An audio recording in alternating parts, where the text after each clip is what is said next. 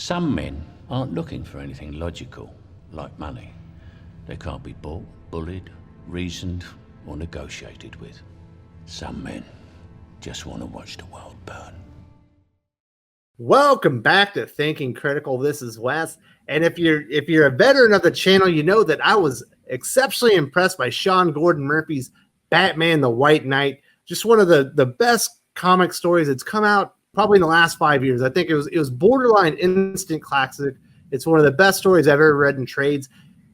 On DC Black Label, they just released the sequel comic, Batman Curse of the White Knight, also by Sean Gordon Murphy as the writer and artist. And here to talk with me about that today is my good friend, the Batman aficionado himself, Corbin. What's up, buddy? Hey, Wes, how you doing? Happy to be here talking some Batman. And Sean Murphy, man, what a story. Like, I'm excited for this one. Like I said, I love Batman White Knight, but I was severely let down by Batman Curse of the White Knight. And I think we're going to have some disagreements. So although there are some things about it I absolutely think are fantastic. Mm-hmm. Number one being the art. You cannot go wrong with Sean Gordon Murphy's manga-inspired Western comic art. It's full of life. It's very brooding. Lots of Easter eggs like you would expect, like from the first one, and lots of mood in Sean Gordon Murphy's art. It really is. The depth, the complexity of the artwork. Azrael, I loved his suit, especially when he went full Azbat, like around issue 5 through 7, it felt like, as far as the costume design. And some of it, if you look, and it was straight homages to the original Nightfall run.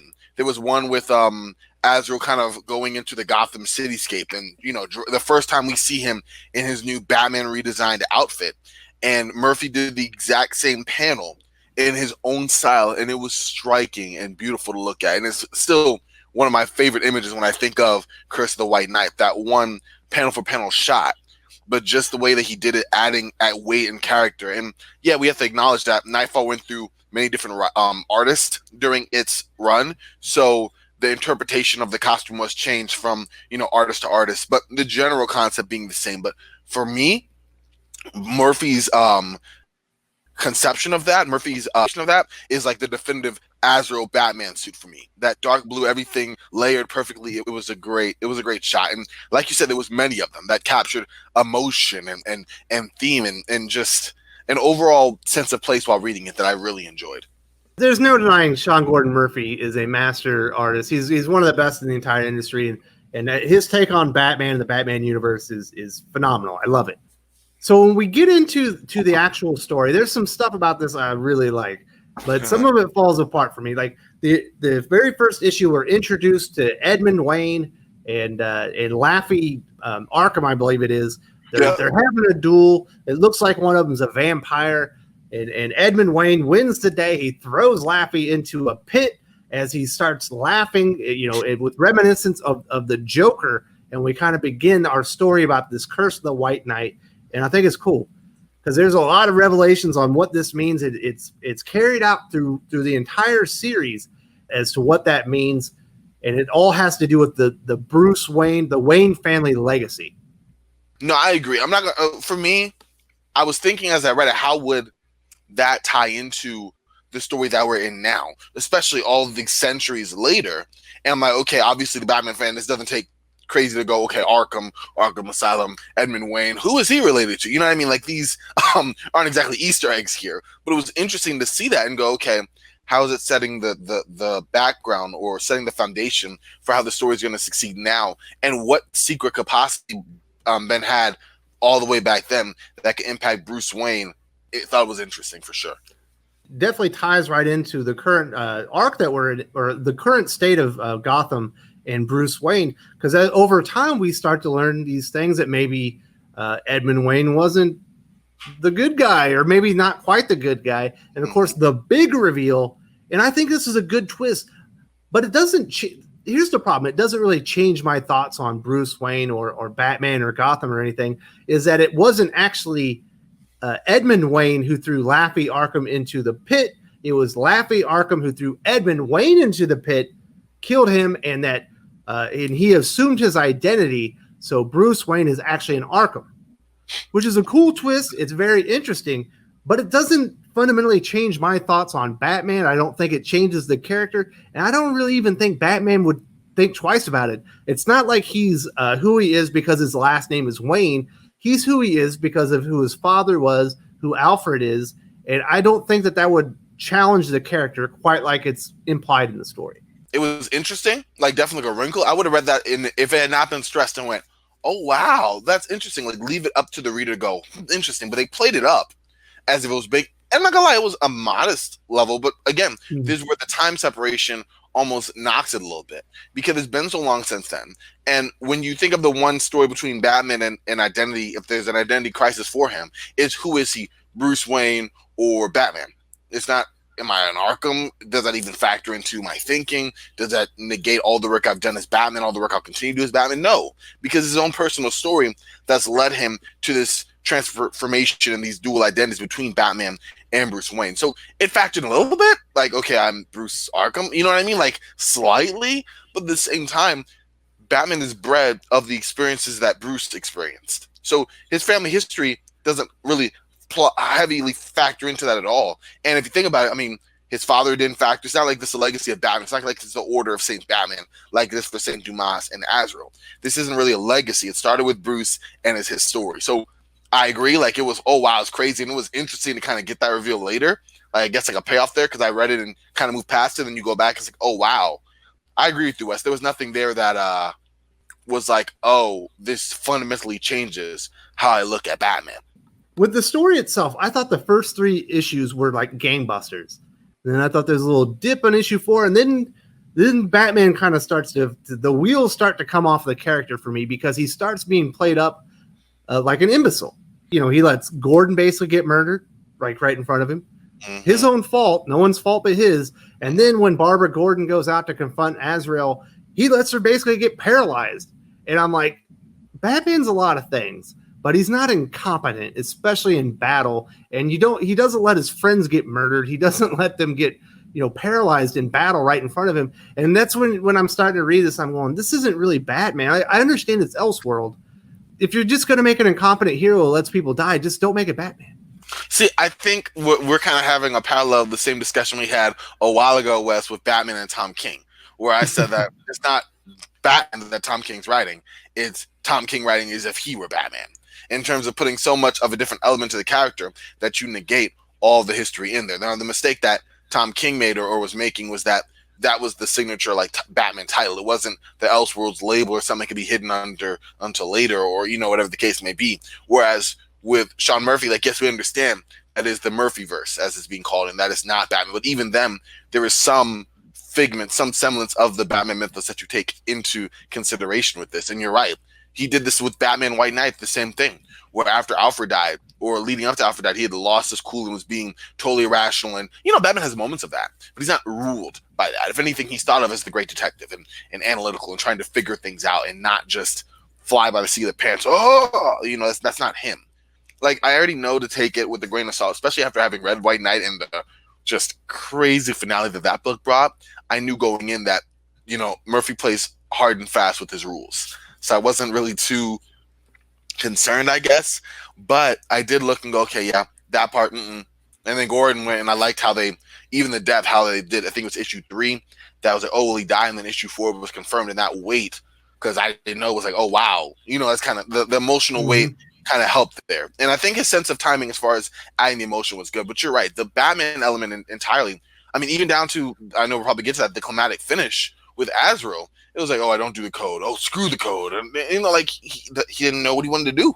Yeah, so that's my thing is, whereas I think Batman White Knight is like borderline instant classic because it's a good take on the character with some twists and some changes. Mm-hmm. I think this one changes him so much. And we're going to get to a lot of the stuff that I really don't like here when we get close to the end. We're getting into bad fanfic, territory, in my opinion. And that's the way I kind of describe when Curse of the White Knight was over. I was like, I just read a bad Batman fan fiction, with a very amazing art. I'm interested to see what you're saying because I didn't think all of it was negative. So I want to kind of have that interesting discourse there. But the way that he wrote it, it led me to believe that Barbara was going to do something that was going to lead to a situation where it wasn't going to end up well. And it's like us as the readers, we knew that, but the story hadn't shown it yet. Again, with Batman being in the area and just it was one of those things that kind of made you go, okay, wow. And also the Joker's role in this was interesting and even his ultimate fate.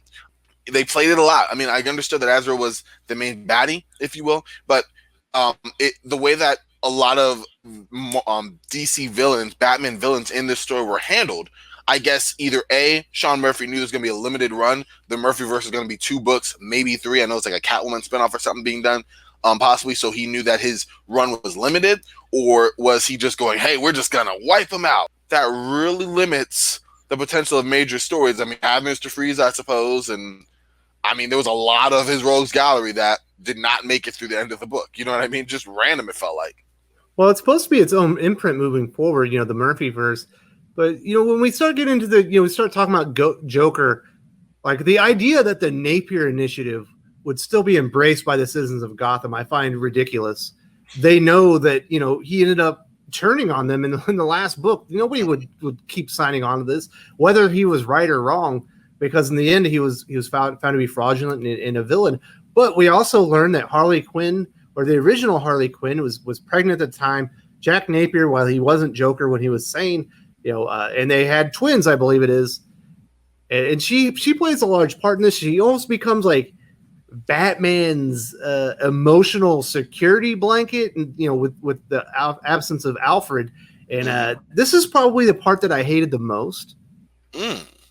I don't see Bruce Wayne falling in love with a psycho.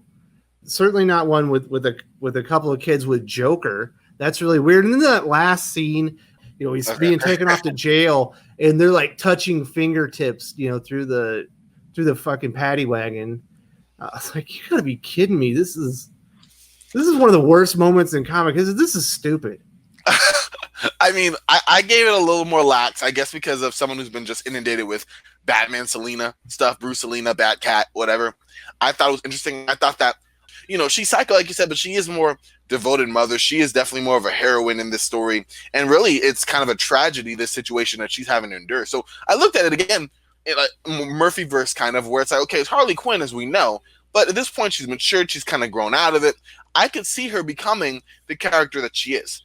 What I couldn't see was Bruce becoming the character he is to kind of meet up with that. But if we're going to take it with the same attitude of, okay, Sean Murphy's doing a Batman-esque character, which, again, you have to kind of put your ideas of what Batman is, then I can go, okay, I can kind of see it. It felt forced. Even then, it felt really forced. I can see they just had a very strong relationship. And the kids didn't get any better. If the book wasn't so expensive, I would have thrown it against the wall. Oh, man, Wes. This is stupid. Yeah. Now, the end, we get another reveal that's less infuriating to me, probably pisses you off even more. So we get the final confrontation between Azrael, who is absolutely badass in this comic book. He's the best part. The origin that they give him and his character arc and growth, and trying to basically prove that Batman is unworthy and he's a bad guy too, is really great. And of course, he gets him out there. They have their final confrontation, and eventually it turns out Azrael's right. I mean, it really does, though. It's like, he's like, you know what? He goes out to sell all these things, and by extension, he does exactly what was promised. And I hadn't even looked at it that way, because I looked at him like, wow, for a bad guy, he's good. And I didn't think, okay, I had a moment, I was sitting there going, a character this good for Murphy's Batman verse, he has to stick around. It was almost like it suffered from the Marvel movie syndrome of villains, where, wow, you gave me someone I can understand and can almost relate to from this perspective. No, he's not good, but I get it. And then Batman just goes 8 bananas at the end, and it's like, well, yeah, I guess Azrael was right. He shouldn't be at the top. It was just, I will say, a lot of my issues did stem from that climatic finish between Azrael and Batman, even though I was so looking forward to it, and just... It just didn't seem like Batman to me. And I think that's where I said, oh yeah, wait a second. Like, I'm not reading it that way. But even then, it was weird. Like you said, it was some crazy fan fiction. It was it was something else. Now there's some cool stuff in here. Like the revelation that Bruce Wayne is actually in Arkham, that all that money probably shouldn't be his. Like, I would love to see Bruce Wayne not be a billionaire. I mean, he'll see him in jail. No, I'm playing. I would love it if he had that stripped away from him, and he didn't have all that technology, and he got pulled down to his essence and was just a detective again. That would be great for me.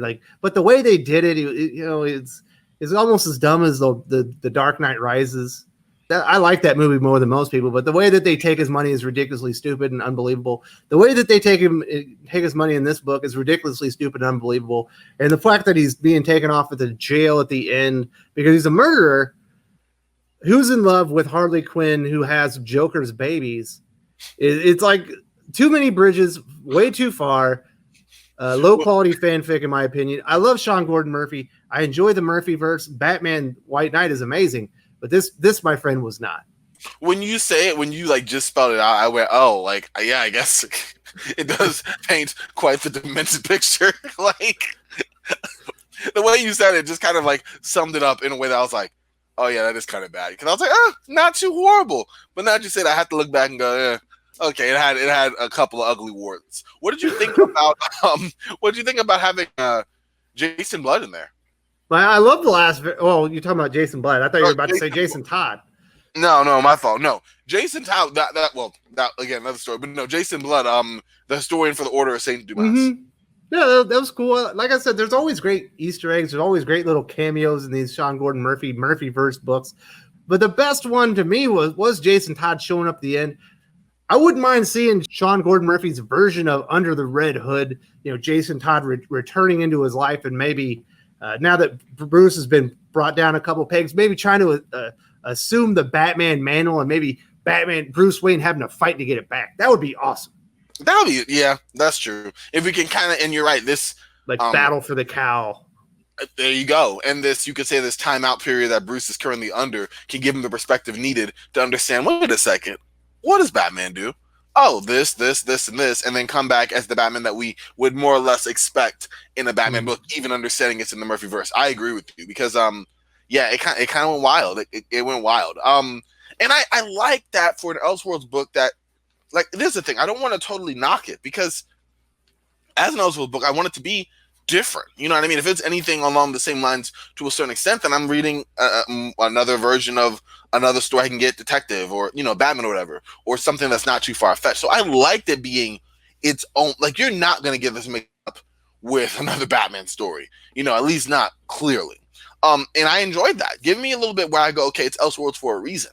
I think it went off the tracks. And like you said, that one sentence you had, the tagline, if I was telling to a friend, they go, no, I'm not reading that book. So that was good. But I like the idea. I want to encourage that. And also, what's crazy is even though the story itself is crazy, the storytelling elements that Murphy used, both in the illustrations as well as in his writing, were very, very strong.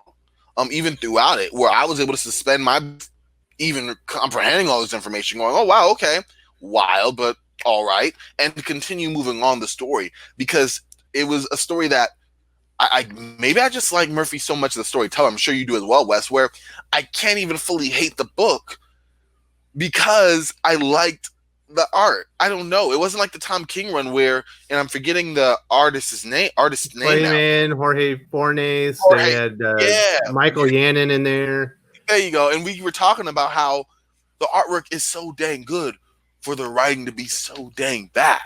This is better than Tom King's 85-issue Batman. Oh, yeah. Oh, most definitely. Because it's 8 issues. It's trash in the fact that it's not a great Batman story, but I can't look at it the way I do Tom King, which is a whole nother level of bad, but in the sense that also a bad story, but there was no kind of redeeming quality. The artwork was good and it felt like it was dragged down. Like this one, the artwork is great here and the story's not great, but it's not dragging everything down with it. It just makes it in my opinion. I disagree with you. I think the art's great. I don't like the story, whereas the first one was amazing. But the redeeming quality for me is the end state of the book, which I do like. You have Oracle back. I'm not the biggest fan that Alfred and Jim Gordon are gone, but Jason Todd has been brought into the mix. Batman has lost all his money. Hopefully he comes back to his roots and he's basically a detective rather than a gadget wielding, Deus Ex Machina machine. And maybe has to do a little bit more work moving forward. So I do like some of the elements that have been set up moving forward. So I'm more excited about what they do next rather than going back and revisiting Curse of the White Knight, which like I said, I think is second-rate, maybe even third-rate fanfic. There you go. I mean, I'm with you on that, but you have elements now that you can kind of tie together into a very strong book while also putting Bruce in a spot where, again, you might not like where he's at, but there's an avenue now where you can kind of follow along and get back to some semblance of what we know. And so that is interesting. I will say that I'm looking forward to kind of seeing where that goes. I'm hoping that there's more to come out. I know I'll definitely be grabbing the trade of this one just because the artwork was so great. Again, Azrael was just like that for me. If I had to give like one positive, Azrael gets it entirely. If I had to give one negative, I think it's like the Joe conclusion in this story. I thought it was lackluster at best and kind of unnecessary at worst. I think the story could have developed organically without his permeation up to like issue 6 or 7. But yeah, I ultimately, I mean, if you were to grade it, what would you give it, Wes? I'd give it like a C+. All right, so here's the thing: the art's like an A, but I think the story is probably more like a C minus. So aggregate, it's either a C plus or B minus.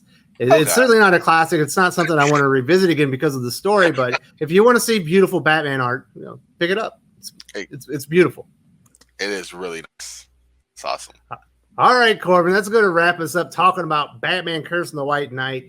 Is it an instant classic? I say no. Is it second-rate fanfic? I'm in that camp. That's just me personally. I really appreciate it, buddy. Hey, thanks for having me on, Wes. As always, I appreciate it.